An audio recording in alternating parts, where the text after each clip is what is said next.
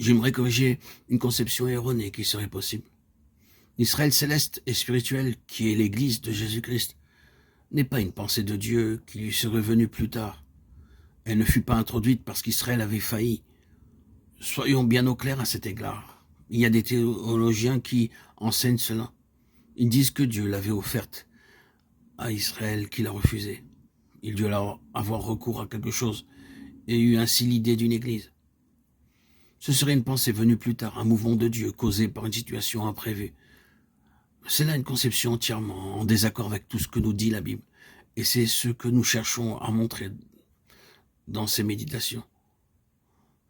Tout ce qui se trouve dans l'Ancien Testament, y compris Israël, avait en vue Christ et son Église.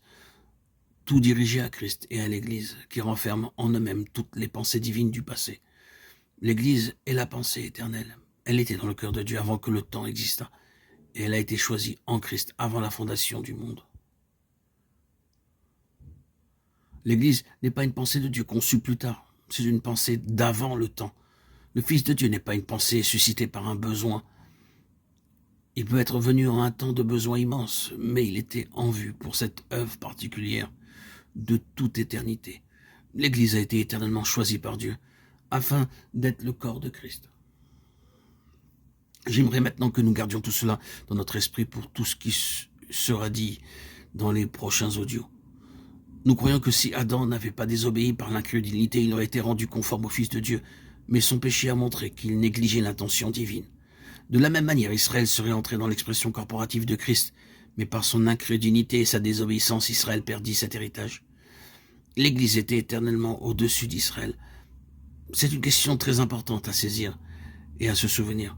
L'autre chose que j'aimerais souligner est celle-ci. Ce nouvel Israël, l'Église, est essentiellement une entité spirituelle, aussi véritablement que Christ, ici, maintenant, est une entité spirituelle. Et Christ est ici, dans ce monde, par l'Esprit. Aussi réellement que Christ est ici, non plus dans une présence physique et sur une base temporelle. Nous ne pouvons le connaître et être en communion avec lui que spirituellement. Il en est ainsi de l'Église. Il doit y avoir une révolution dans la pensée de beaucoup de chrétiens à cet égard. Le mot Église est pris et attribué presque à toutes sortes de choses. Pardonnez-moi, je ne désire offenser personne, mais nous sommes occupés de questions très vitales. Nous entendons parler de cette église-ci et de cette église-là, l'église luthérienne, l'église méthodiste, l'église baptiste, l'église anglicane, et de combien d'autres encore. Nous parlons d'elles toutes comme de l'église.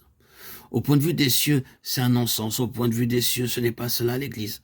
Chacune d'elles peut représenter l'un ou l'autre des aspects de la vérité, mais aucune d'entre elles ne possède toute la vérité. Et si nous les mettons toutes ensemble, elles n'ont pas toute la vérité. Toute la vérité est en Jésus seul.